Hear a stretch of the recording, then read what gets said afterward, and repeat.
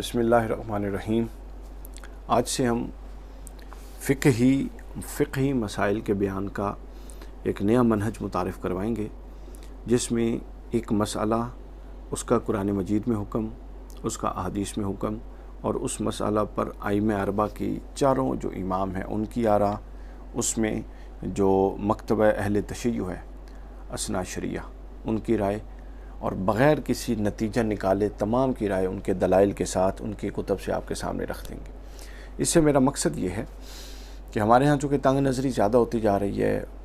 नुक्ता नज़र को, मज़हब को, जो कि एक ताबीर है दीन की, फ़िक़ही ताबीर है उसकी दीन की, उसको पूरा का पूरा दीन समझ के हमारे यहाँ तशद्दुद बढ़ता जा रहा है। तो उम्मीद है इन दलाइल से वो तशद्दुद कम होगा जब हम गौर करेंगे कि तमाम नुक्ता नज़र मज़बूत दलाइल पर कायम हैं, हुस्न ज़न पर कायम हैं, गौर व फ़िक्र के बाद मुरतब हुए हैं। तो ये वाला दरवाज़ा जो है ये फिर इंशाअल्लाह खुल जाएगा और तंग नज़री ख़त्म होगी। आज पहला मसला जो नमाज से मुताल्लिक़ है वो है क्या इमाम के पीछे क़िराअत करना और सूरह फ़ातिहा पढ़ना। ये एक इख्तलाफी मसला है, इसमें पढ़नी चाहिए या नहीं पढ़नी चाहिए। आइम्मा अरबा की राय पहले सुन लीजिए, खुलासा फिर दलाइल की तरफ जाएंगे। अहनाफ जो हैं हनफ़ी मकतब फ़िक्र अहले सुन्नत में जो ज़्यादा तादाद में, अहनाफ का नुक्ते नज़र यह है कि सूरत फ़ातिहा जो है कुरान मजीद के किसी भी हिस्से को इमाम के पीछे नहीं पढ़ना। वो सूरत फ़ातिहा हो या सूरत फ़ातिहा के बाद जो हम क़िराअत कोई भी और सूरत फ़ातिहा के साथ शामिल करते हैं, जब इमाम के पीछे खड़े होंगे तो अहनाफ के यहाँ नहीं पढ़ना। वो चाहे इमाम सिर्री क़िराअत कर रहा हो, वो चाहे फ़जर और मग़रिब और इशा की हो या ज़ोहर और असर की हो, दोनों सूरतों में हनफियों का ये मौक़िफ़ है कि आप पीछे क़िराअत नहीं करेंगे और आप ख़ामोशी से सुनेंगे दोनों सूरतों में। दूसरा नुक्ते नज़र शिया मकतब फ़िक्र है। शिया मकतब फ़िक्र इत्तफ़ाक़ी तौर पे बिल्कुल यही है जो हनफ़ी मकतब फ़िक्र है। उनमें भी जो जहरी क़िराअत वाली नमाज़ें हैं फ़जर, मग़रिब और इशा, इनमें भी और सिर्री वाली में भी इमाम के पीछे न फ़ातिहा पढ़नी है ना दूसरी सूरत पढ़नी है, बल्कि इमाम ही की तरह मुतवज्जे रहना और सुनना है, और इमाम का पढ़ना ही मुक्तदी का पढ़ना है। उसके बाद मालिकी मकतब फ़िक्र के मुताबिक जो जहरी क़िराअत वाली नमाज़ें हैं फ़जर, मग़रिब और इशा, उनमें इमाम के पीछे फ़ातिहा नहीं पढ़नी, जबकि जो सिर्री क़िराअत वाली नमाज़ें हैं जो ज़ोहर है और असर है, इनमें इमाम के पीछे आप फ़ातिहा पढ़ेंगे। उसके बाद जो शाफ़ई मकतब फ़िक्र है और जो सलफ़ी जिसको अहले हदीस कहते हैं, इनका नुक्ते नज़र बिल्कुल एक है। और हम्बली का नुक्ते, इमाम अहमद बिन हम्बल से भी दो अक़वाल हैं, लेकिन एक कौल इसी नुक्ते नज़र से मुताबिक है। यानी हम्बली, शाफ़ई और सलफ़ी, इनका नुक्ते नज़र ये है कि क़िराअत धीमी हो इमाम की तरफ से, सिर्री हो या जारी हो, दोनों सूरतों में इमाम के पीछे सूरत फ़ातिहा पढ़ना ज़रूरी है। ये बहस इमाम के पीछे सूरत फ़ातिहा पढ़ने की है, चूँकि यही इख्तलाफी मसला है।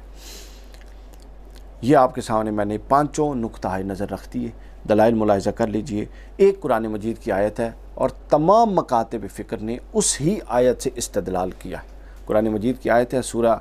आराफ की आयत नंबर 204, औज़ु बिल्लाहि मिनश शैतानिर रजीम व इज़ा कुरियल कुरआनु फस्तमिऊ लहू व अनसितू लअल्लकुम तुरहमून, कि जब कुरान मजीद पढ़ा जाए तो उसे सुनो, फस्तमिऊ सुनो, व अनसितू और ख़ामोश रहो ताकि तुम पर रहम किया जाए। अहनाफ की दलील भी यही आयत है, तमाम की दलील यही आयत है। पहले इसमें एक नुक्ता ये नज़र तय करना ज़रूरी है, चूँकि पहला सवाल ये ज़हन में आता है और बाज़ किताबों में भी मिलता है कि कोई कह सकता है कि ये तो अमूमी आयत है, इसका नमाज से ताल्लुक़ नहीं है कि जब कुरान पढ़ा जा रहा हो कि खामोशी से सुनो। ये तख़सीस कहाँ से आ गई कि ये आयत हुक्म नमाज से मुताल्लिक़ है कि जब नमाज में कुरान पढ़ा जा रहा हो, चूँकि कुरान की नस में तो लफ्ज़ तो नहीं है वइज़ा कुरियल कुरान, वहाँ तो मुतलक़ है कि जब कुरान पढ़ा जा रहा हो। तो इसकी आप पहले तफसील सुन लीजिए। इमाम इब्न जरीर तबरी जो कायद हैं, पहली तफसीर जिनकी मारूफ़ तरीन है, उन्होंने सहाबा ताबईन से कसीर रिवायात, जिन लोगों ने पढ़ी है उनको उनके मिनहज का अंदाज़ा वो कितनी कसीर रिवायत एक आयत की तफसीर में लाते हैं। कसीर रिवायात लाकर उन्होंने कहा कि इतनी कसीर, इन सब की तसहीह یا ان سب کا صحیح ہونا ثابت کریں، کیونکہ یہ روایات بہت سی مختلف لڑیوں سے، مختلف طرق سے آئی ہیں، اور ان میں اس حوالے سے کمزوری کا امکان نہیں ہے کہ یہ نماز سے متعلق ہے، چونکہ جس نے بھی وہ تو تبع تابعین، پھر تابعین، پھر صحابہ کرام، کہتے ہیں کہ جس نے بھی اس آیت کو لیا ہے، سورہ اعراف کی آیت نمبر 204، اس نے نماز کی باب میں قرات امام کے پیچھے کرنے یا نہ کرنے، اور نماز میں قرات کرنے یا نہ کرنے کے حوالے سے لیا ہے۔ اس حوالے سے دیکھ لیجیے، حضرت مجاہد تفسیر طبری میں اسی آیت سورہ اعراف کی آیت نمبر 204 کے ذیل میں امام مجاہد التابعی کا قول مبارک ہے کہ یہ آیت مشروع نماز کے لیے نازل ہوئی ہے، جو آپ پڑھتے ہیں اور امام کے پیچھے پڑھتے ہیں۔ حضرت امام ضحاک کے مطابق یہ آیت نمازوں سے متعلق نازل ہوئی ہے۔ اس کے بعد امام نخعی، یہ بھی حضرت امام ابن جریر طبری نے بیان کیا، امام نخعی کا قول ہے کہ یہ آیت نماز سے متعلق جو قرات ہے اس سے حوالے سے نازل ہوئی ہے۔ ابن کثیر علیہ رحمہ کا قول ہے کہ یہ آیت جو نماز سے متعلق قرات ہے اس سے حوالے سے نازل ہوئی ہے۔ اسی آیت کی تفسیر میں امام ابن کثیر نے بھی بیان کیا، یعنی آپ تمام کا دیکھ لیں، سب نے یہی بیان کیا، یہی سب طے ہو گیا، اس کو بھی ایک طرف رکھتے ہیں۔ اب آ جائیں احناف کی دلیل پر۔ احناف کہتے ہیں کہ پیچھے قرات نہیں کرنی۔ اس آیت کے دو حصے وہ کرتے ہیں۔ پہلا حصہ ہے وَإِذَا قُرِئَ الْقُرْآنُ فَاسْتَمِعُوا، خاموش سنو۔ یہ کہتے ہیں احناف کہ یہ ہے جی سنو جب پڑھا جا رہا ہے۔ اس سے اشارہ ہے 3 نمازوں کی طرف، فجر، مغرب اور عشاء، جب پڑھی جا رہی ہے۔ اور آگے وہ کہتے ہیں وَأَنصِتُوا، اور خاموش رہو، یہ اشارہ ہے ان 2 نمازوں کی طرف جن میں پڑھا نہیں جا رہا، کہ پھر بھی خاموش رہو۔ یا پہلا حصے کا اشارہ ہے پہلی 2 آیتوں کی طرف جن میں پڑھا جاتا ہے، اور اگلا اشارہ ہے ان 2 آیتوں کی طرف جن میں نہیں پڑھا جاتا۔ یہ ہے اس سے حوالے سے احناف کی رائے۔ اور اس آیت کے بعد احناف کے ہاں حضرت سیدنا ابن مسعود، عبداللہ ابن مسعود رضی اللہ تعالیٰ عنہ کا قول ہے، جس کو امام ابن جریر طبری نے بھی بیان کیا اسی آیت کی تفسیر میں، اور اپنا تفسیر القرآن العظیم میں ابن ابی حاتم نے بھی بیان کیا، حدیث نمبر 8730 کے تحت۔ حضرت ابن مسعود فرماتے ہیں آپ نے نماز پڑھنے والوں سے کہا کہ میرے خیال میں تم امام کے پیچھے قرات کرتے ہو؟ انہوں نے کہا ہاں ہم کرتے ہیں۔ تو حضرت ابن مسعود، عبداللہ ابن مسعود رضی اللہ تعالیٰ عنہ نے فرمایا کہ کیا تم ابھی تک اس آیت کا مطلب نہیں سمجھے؟ کیا تم اپنے حواس کو استعمال نہیں کرتے ہو کہ جب قرآن کی تلاوت کی جائے تو پھر خاموش رہو تاکہ تم پر رحم کیا جائے؟ یعنی انہوں نے اس آیت کو ریفرنس بنا کے جو امام کے پیچھے پڑھتے تھے، تلاوت کرتے تھے، ان کو منع فرما دیا۔ اس کے بعد آگے اگلی دلیل جو ہے وہ احناف کی یہ ہے کہ امام نسائی رحمہ اللہ تعالی، امام نسائی نے سنن نسائی میں اس آیت کی تفسیر پر پورا باب باندھا ہے، اور وہ پورا باب احناف کی دلیل ہے۔ اچھا، اس قول کی تعویل امام نسائی نے باب تعویل قولہ عز وجل وَإِذَا قُرِئَ الْقُرْآنُ فَاسْتَمِعُوا لَهُ وَأَنصِتُوا لَعَلَّكُمْ تُرْحَمُونَ، یہ نام ہی یہی ہے باب کا۔ اور اس میں حدیث بیان کرتے ہیں، صحیح سنن نسائی حدیث نمبر 922، ابو ہریرہ رضی اللہ تعالیٰ عنہ سے روایت کہ حضور نے فرمایا کہ امام اس لیے بنایا گیا ہے کہ اس کی اقتداء کی جائے۔ امام قال رسول اللہ صلی اللہ علیہ وسلم انما جعل الامام لیتم، امام بنائے اس لیے گیا کہ اس کی اتباع کی جائے، اس کے پیچھے چلا جائے۔ لہٰذا جب وہ اللہ اکبر کہے تو تم بھی اللہ اکبر کہو، جب وہ قرات کرے تو تم خاموش رہو، اور جب وہ سمیع اللہ لمن حمدہ کہے تو تم ربنا لک الحمد کہو۔ یہ امام نسائی کی حدیث ہے، یہ بھی احناف کے ہاں دلیل ہے۔ اس کے بعد امام نسائی نے نماز کے سلسلے میں اسی آیت کی تشریح میں اور جب امام نماز میں تلاوت کرنا شروع کر دے تو خاموش رہنے کے بعد میں حدیث نقل کی۔ یہ میں نے بتا دی، اس حدیث کو احناف کے ہاں مطلق لیا جاتا ہے، یعنی جو امام نسائی کی حدیث ہے کہ جب امام اس لیے ہے کہ تم جب وہ اللہ اکبر کہے تو اس کے ساتھ اللہ اکبر کہو، جب وہ قرات کرے تو تم خاموش رہو۔ احناف اس حدیث کو مطلق لیتے ہیں، جہری نمازوں میں بھی، سری نمازوں میں بھی، کہ یہ مطلق حکم ہے کہ امام قرات کرے تب بھی تم خاموش رہو، اور امام قرات جہری آواز میں، بلند میں نہیں کر رہا، اوبویسلی دھیمی آواز میں تو کر ہی رہا ہے، تو تب بھی تم خاموش رہو۔ یہ احناف کی دلیل تھی اگلی۔ اس کے بعد جو احناف کی دلیل ہے وہ دلیل یہ ہے، صحیح مسلم کی ایک حدیث ہے، حدیث نمبر 801، کہ جب قرآن پڑھا جائے تو خاموش رہو، معروف حدیث۔ پھر اسی طرح صحیح مسلم کی حدیث نمبر 1192 عطا بن یسار رضی اللہ عنہ نے اپنے شاگرد سے بیان کیا، اور انہوں نے امام کے ساتھ قرات کرنے کے بارے میں حضرت زید بن ثابت رضی اللہ تعالیٰ عنہ سے سوال کیا۔ انہوں نے کہا کہ امام کے ساتھ کچھ نہ پڑھا جائے، اور کہا انہوں نے حضرت زید نے کہ رسول اللہ صلی اللہ علیہ وسلم کے سامنے والنجم اذا ہوا پڑھی گئی تھی تو آپ نے سجدہ نہیں کیا تھا۔ تو یہ صحیح مسلم کی حدیث، یہ احناف اس کو دلیل بناتے ہیں۔ اس کے بعد احناف کے ہاں ایک روایت دلیل ہے موطا امام مالک سے، کتاب نمبر 3 حدیث نمبر 40۔ حضرت یحییٰ نے مجھ سے مالک کے ذریعے، انہوں نے ابو نعیم بن وہب بن کیسان سے، جس نے حضرت جابر بن عبداللہ کو یہ کہتے سنا تھا کہ جو شخص کوئی رکعت ام القرآن کی تلاوت کیے بغیر پڑھے تو اس کی نماز نہیں ہوتی سوائے امام کے پیچھے ہو، یعنی اگر امام کے پیچھے ہو تو ہو جائے گی، اگر امام کے پیچھے نہیں ہو تو پھر اس کی نماز نہیں ہوتی اگر وہ سورۃ فاتحہ نہیں پڑھتا۔ یہ احناف کے دلائل ہیں، اور بھی بہت سارے دلائل ہیں، ظاہر ہے سب کا احاطہ تو ہم اس مختصر ویڈیو میں نہیں کر سکتے، لیکن میں نے آپ کو بنیادی باتیں بتا دیں، پھر آگے فقہی آراء تو پھر ہیں ہی ہیں جس پر مسئلہ قائم ہے، لیکن ہمارا منہج یہ ہوگا کہ ہم قرآن اور حدیث کو لیں گے، اور اس کے بعد جو ان کی چوٹی کے فقہی آراء ہیں کتابوں سے وہ لے لیں گے۔ وہ میں آپ کو 2-3 بتا دیتا ہوں جو چوٹی کے امام طحاوی نے شرح مانی الآثار میں مختلف طرق سے بیان کیا اپنے اسی موقف کو جو احناف کے ہاں درست ثابت ہوتا ہے کہ پیچھے قرات نہیں کرنی۔ اس کے بعد سنن ابن ماجہ حدیث نمبر 850 ہے، جس کو امام طحاوی نے بنیاد بنایا اور اس کو کہا، جس میں حضور نے فرمایا کہ امام ہو تو امام کی قرات مقتدی ہی کی قرات ہے، 850 نمبر حدیث۔ اس پر جو سلفی علماء انہوں نے سند پر تھوڑا اعتراض کیا، لیکن جو علامہ ناصر البانی ہیں جس کو سلفی اپنا امام مانتے ہیں، انہوں نے اس کو صحیح لغیر ہی کہا، اور کہا کہ یہ اتنے طرق سے آئی ہے کہ یہ قوت پکڑ چکی ہے یہ روایت، اور انہوں نے یہ بھی کہا کہ اس سلسلے میں ایک مرسل حدیث سے صحیح بھی موجود ہے۔ پھر اس کے بعد اپنا مصنف ابن ابی شیبہ کی ایک روایت ہے جلد 1 صفحہ نمبر 313 پر، اور اسی طرح کثیر دلائل ہیں احناف کے نقطہ نظر کی تائید میں، احناف کے نقطہ نظر کی تائید میں اور بھی بہت سارے کثیر دلائل ہیں اسی نوعیت کے جو احادیث سے بھی ثابت ہیں، اور تفسیری تو پھر ظاہر ہے زیادہ ہیں۔ تفسیری دلائل اس لیے بھی زیادہ اس حوالے سے اس طرح سے وزن نہیں رکھتے، چونکہ جو امام حنفی نقطہ نظر کے مطابق تفسیر کر رہا ہے وہ پہلے ہی حنفی نقطہ نظر کا فالو ہے، تو وہ اوبیسلی اسی نقطہ نظر پر اپنے دلائل پیش کرے گا۔ اس کے بعد دوسرا جو نقطہ نظر ہمارے سامنے آتا ہے، میں نے عرض کر دیا تھا کہ ہم نے نہ کسی کو تفوق دینا ہے، بالا تر ثابت کرنا ہے، نہ کسی کی تردید کرنی ہے، کم تر ثابت کرنا ہے، سب کے دلائل آپ کے سامنے رکھنے ہیں تاکہ آپ لوگوں کو پتہ ہو کہ تمام کی بنیاد قرآن مجید اور سنت رسول پر ہے۔ پھر اس سنت رسول اس کے جو قرائن ہیں، اس کی جو امپلیکیشنز ہیں، امپلیمنٹیشنز ہیں، اس کے اندر جو جزیات ہیں، وہ پھر یہ تعبیرات کے فرق ہیں جس سے مسالک وجود میں آئے۔ مالکی مسلک کا سن لیجئے،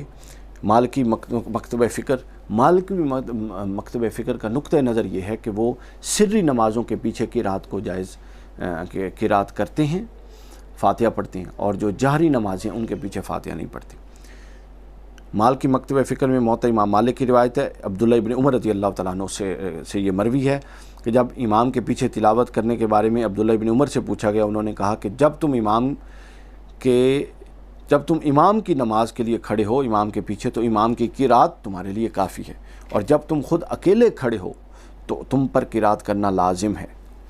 اور حضرت نافع نے اس پر مزید اضافہ کیا کہ عبداللہ ابن عمر امام کے پیچھے قرات نہیں کرتے تھے، یہ موطا امام مالک میں۔ اور پھر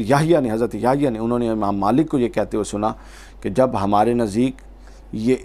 ایک شخص امام کے پیچھے جب نماز پڑھ رہا ہے اور امام بلند آواز سے قرات کر رہا ہے تو پھر وہ پیچھے والا نہیں پڑھے گا، تلاوت نہیں کرے گا، اور جب امام کے پیچھے نہیں ہے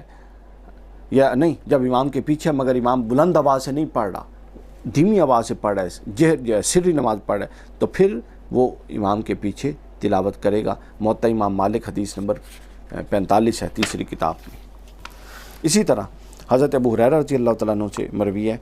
امام اپنا مالکی مذہب کی آخری دلیل بیان کرنے لگا، یہ سنن نسائی کی دوسری جلد میں ہے، حدیث نمبر 920 امام نسائی نے بیان کیا۔ حضرت سیدنا ابو ہریرہ سے روایت ہے کہ رسول اللہ نے ایک نماز پڑھی جس میں انہوں نے بلند آواز سے قرات کی، پھر فرمایا کہ کیا تم میں سے کسی نے میرے ساتھ قرات کی، یعنی پیچھے کوئی پڑھ رہا تھا؟ ایک شخص نے کہا ہاں یا رسول اللہ، جس پر انہوں نے فرمایا کہ میں یہ سوچ رہا تھا کہ کیا چیز ہے جو نماز کی جو قرآن کی تلاوت سے میری توجہ پھیر رہی ہے، یعنی پیچھے امکان ہے وہ تھوڑی اونچی آواز میں پڑھ رہا ہوں جس سے حضور علیہ الصلوۃ والسلام کی توجہ اس طرف جائی۔ لوگوں نے اس نماز میں بلند آواز میں قرات کرنا چھوڑ دیا آپ کے اس واقعے کے بعد، جب آپ نے فرمایا کہ میری توجہ اس طرف ہو گئی تھی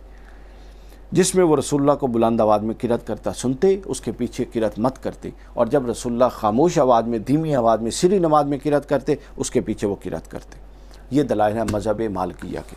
مذہب شافعیہ میں اس حوالے سے تھوڑی شدت ہے۔ شافعیہ اور اہل حدیث جو سلفی ہیں ان میں یہ بالکل ایک نقطہ نظر ہے ان دونوں کا۔ ان کا نقطہ نظر یہ ہے، صحیح بخاری کی حدیث ہے اور وہ حدیث کے ظاہر پر عمل کرتی ہیں۔ حدیث نمبر 756، حدیث نمبر 756 صحیح بخاری، حضور نے فرمایا کہ جس نے فاتحہ نہ پڑھی اس کی نماز نہیں ہوئی۔ مطلق وہ اس کو عام لیتے ہیں کہ اس کا جہری، سری، نفل، فرض کسی نماز کے ساتھ اس کی کوئی تخصیص نہیں، یہ عام ہے، ہر ایک کے ساتھ خاص ہے۔ جیسا میں نے عرض کر دیا، یہ مکتب فکر اس حدیث کا عمومی معنی لیتا ہے، اور یہ روایت ثابت کرتی ہے ان کے نزدیک امام کے پیچھے ہر نماز میں قرات ضروری ہے، چاہے وہ سری ہو، جہری ہو، جو بھی ہو۔ اسی طرح ایک اور حدیث پاک ہے کہ حضور علیہ الصلوۃ والسلام نے فجر پڑھائی، اس پر آپ پر قرات دشوار ہو گئی۔ نماز سے فارغ ہونے کے بعد آپ نے پوچھا کہ مجھے لگ رہا ہے کہ تم لوگ اپنے امام کے پیچھے قرات کرتے ہو۔ حضور نے کہا کہ لگ رہا ہے کہ تم صحابہ سے پیچھے قرات کرتے ہو۔ ہم نے عرض کی کہ جی ہاں، اللہ کی قسم ہم قرات کرتے ہیں۔ آپ نے فرمایا کہ تم ایسا نہ کیا کرو سوائے فاتحہ کے، اور جو اسے نہیں پڑھتا یعنی فاتحہ کو نہیں پڑھتا اس کی نماز نہیں ہے۔ یہ اہل حدیث مکتب فکر کی بخاری کی حدیث نمبر 756 کے بعد ترمذی کی یہ حدیث نمبر 310 اہل حدیث مکتب فکر اور شافعی مکتب فکر کی دلیل ہے کہ حضور نے جب نماز پڑھ رہے تھے، پیچھے سے کسی نے تلاوت کی، حضور نے فراغت کے بعد پوچھا، انہوں نے کہا جی ہاں ہم پڑھتے ہیں، تو حضور نے فرمایا مت پڑھا کرو مگر فاتحہ۔ تو اس لیے وہ سری ہو، جہری ہو، جو بھی ہو، اونچی آواز سے فاتحہ پڑھتی ہیں۔ پھر اسی طرح سلفی نقطہ نظر اور جو شافعی نقطہ نظر ہے، ان کی سنن نسائی دوسری جلد کے اور حدیث نمبر 921، اس میں بھی اسی نوعیت کا مفہوم اور مضمون موجود ہے۔ تو شافعی، سلفی اور باقی کچھ غیر حنفی جو ہیں وہ اس طرف جاتے ہیں، غیر حنفی کہہ رہا ہوں، شافعی اور سلفی اس طرف جاتے ہیں۔ اور یہاں سے اب اپنا ایک نقطہ نظر رہ گیا جس کو جو مکتبہ اہل تشیع ہے، میں ان کا بھی بیان کر دوں۔ شیعہ کا نقطہ نظر یہ ہے کہ فاتحہ اگر امام پڑھے اور مقتدی اس کے پیچھے فجر، مغرب اور عشاء میں قرات کریں، اگر امام کی آواز ان تک پہنچ رہی ہے تو وہ قرات نہیں کریں گے۔ جہری نماز میں یہ احناف والا موقف ہے، اگر قرات پہنچ رہی ہے تو شیعہ کہتے ہیں کہ اپنا پیچھے فاتحہ نہیں پڑھی جائے گی، اور اگر نہیں پہنچ رہی تو پھر پڑھی جائے گی، جبکہ احناف کہتے ہیں کہ امام کے پیچھے جہری نماز میں پہنچ رہی ہے یا نہیں پہنچ رہی، امام پڑھ رہا ہے، نہیں پڑھی جائے گی۔ البتہ ظہر اور عصر کی نماز میں مقتدی نہیں پڑھیں گے، کسی بھی صورت میں نہیں پڑھیں گے۔ یہ ایک خفیف سا فرق ہے شیعہ مکتب فکر میں اور حنفی مکتب فکر میں۔ اس پر اپنا ان کی جو دلیل ہے، ابو مسلم نے حضرت ابو جعفر علیہ السلام سے روایت کیا کہ میں نے ان سے پوچھا کہ اس شخص کے بارے میں جو نماز میں الفاتحہ کی تلاوت نہیں کرتا، جس پر انہوں نے فرمایا اس کی کوئی نماز نہیں یہاں تک کہ وہ تلاوت شروع نہ کر دے، چاہے بلند آواز میں یا خاموشی سے۔ میں نے کہا اس میں سے آپ کے نزدیک بہتر کیا ہے، اگر وہ حالت خوف میں ہو یا جلدی میں ہو کہ وہ فاتحہ پڑھے یا کوئی اور صورت پڑھے؟ تو آپ نے فرمایا فاتحہ پڑھ دے۔ اسی طرح یعقوب کلینی نے علی بن محمد سے روایت کیا، جس کو اپنا اہل تشیع کی کتب میں جس کو بیان کیا گیا، اور وہ بھی یہی ہے کہ کوئی بھی نماز جس میں الکتاب نہ پڑھی گئی ہو تو سمجھ لو کہ اس میں کمی رہ گئی ہے۔ یہ اس صورت میں ہے، جیسا کہ میں ان کا نقطہ نظر عمومی بتا چکا۔ اس کے بعد سیستانی صاحب جو ہیں آیت اللہ سیستانی، ان کا نقطہ نظر یہ ہے، توضیح المسائل میں انہوں نے لکھا ہے کہ اگر مقتدی امام کی سورہ فاتحہ فجر، مغرب اور عشاء کی پہلی اور دوسری رکعت میں سن لیں تو خود قرات نہیں کریں گے، یہاں تک کہ وہ الفاظ میں بے شک فرق بھی نہ کر سکیں، خفیف سی آواز ہو، اور اگر وہ امام کی آواز نہ سنیں تو مستحب ہے کہ وہ پڑھیں، خاموشی سے پڑھیں۔ اگر وہ غلطی سے بلند آواز میں پڑھ لیں تو اس میں بھی کوئی برائی نہیں ہے، یعنی پڑھنی چاہیے، اور اگر اونچی آواز میں پڑھ رہا ہے امام تو آبویسلی نہیں پڑھی جائے گی۔ یہ ہے جی ائمہ اربعہ کا، بلکہ ائمہ خمسہ کا جو اہل تشیع ہیں ان کا نقطہ نظر، یہ تمام مکاتب فکر کے نقطہ نظر اور ان کے دلائل میں نے عرض کر دیے۔ اب آپ نے غور کیا کہ ان تمام نقطہ نظر کی بنیاد قرآن مجید کی پہلی ایک آیت ہے، پھر اس آیت کی مختلف تعبیرات ہیں، پھر اس کے بعد احادیث نبوی ہیں، تو اکثر احادیث جو ہیں ان میں سے درجہ صحیح کی ہیں، صحیح لذات ہی، کچھ صحیح لغیر ہی، اور کم از کم حسن لذات ہی تک یہ تمام مکاتب فکر کے پاس جو مواد ہے اس پر ہے۔ پھر آگے اس کی صحابہ کرام کی تعبیرات ہیں، صحابہ کرام کی پرسیپشن ہے ان احادیث کی، ان کی فہم ہے، ان کا ادراک ہے کہ وہ انہوں نے اس کو پھر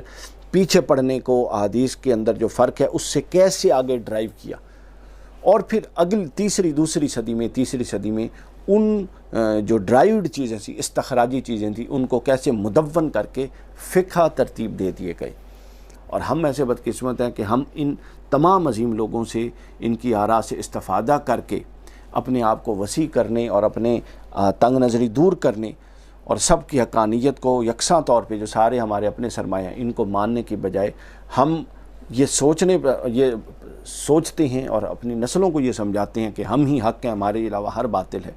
ہم ہی جنتی، ہمارے علاوہ سارے دوزخی ہیں، اور ہم یہ ایک مائنڈ سیٹ ڈیولپ کر رہے ہیں۔ یہ بڑا خطرناک مائنڈ سیٹ ہے، ایسا ہرگز نہیں ہے۔ حضرت امام اعظم ابو حنیفہ رضی اللہ تعالیٰ عنہ فرماتے ہیں کہ میری ہر رائے درست ہے غلطی کے احتمال کے ساتھ، اور میرے مخالف کی ہر رائے غلط ہے درستی کے احتمال کے ساتھ۔ لہٰذا حنفی ہیں، مالکی ہیں، شافعی ہیں، حنبلی ہیں، اپنا سلفی ہیں، جعفری ہیں، یہ تمام مسلمان ہیں۔ ان تمام کے ہاں جو آراء ہیں وہ آپ کسی ایک رائے سے اختلاف کریں، 10 دفعہ اختلاف کریں، ظاہر ہے جب اتنی رائے ڈیولپ ہو گئیں تو آپ بیک وقت سب پہ عمل نہیں کر سکتے، یہ عقلاً بھی محال ہے، آپ کو کسی ایک پر عمل کرنا ہے۔ تو میں نے پہلے عرض کی تھی میں کسی رائے کو فوقیت یا کسی کی تردید نہیں کروں گا، لیکن